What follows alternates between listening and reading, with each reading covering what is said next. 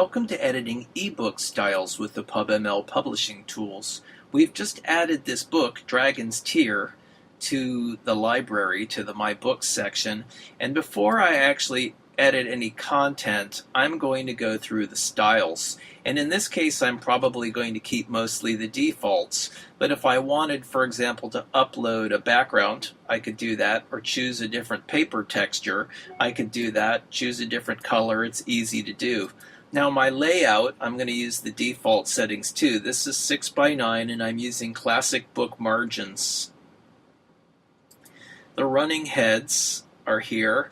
I will leave this default running head ornament, and I want the chapter to appear in the running heads. The running heads run along the top of the page. I could turn off the ornaments or turn off the running heads if I didn't want to use them.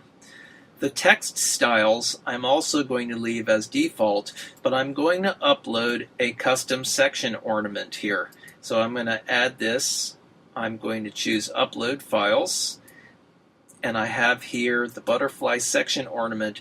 It's a PNG file with a transparent background. I don't want it to show up with a white box on top of my text. Let me choose that image and you can see it previewed right here.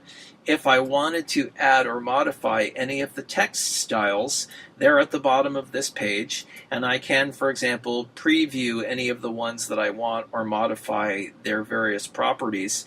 So if I wanted to look at handwriting, for example, you can see that it appears here in the dreaded Comic Sans, this is about the only appropriate use for this typeface, but it's here.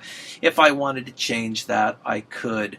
I also have the ability to turn on hyphenation if I want, and I can turn on runt control for a given style. A runt is when you have one word at the end of a paragraph or a block of text, and what this does is it puts a non-breaking space between the last two words so that if there's going to be a line break, the last two words break. So for example, for a title text, we would want runt control on and hyphenation off. Initial caps, right, let me go on. Before I do anything, I need to save this. If I don't save it, my changes will not be saved. I want to go to initial caps, and I can choose, I think I'll leave this style, that's fine. Actually, I'm going to go with this. This is a little bit more Celtic. This is sort of a fairy tale, and I'll use that. Let's save this drop cap. And then my text ornaments, I think I will leave, I'll use this rather classic one here. I've got some choices, or I can upload my own. And finally, I can style my page numbers. I will leave them centered. I'm going to leave these dashes. I'm going to put M dashes here, actually, which is Option-Shift-M on the Mac.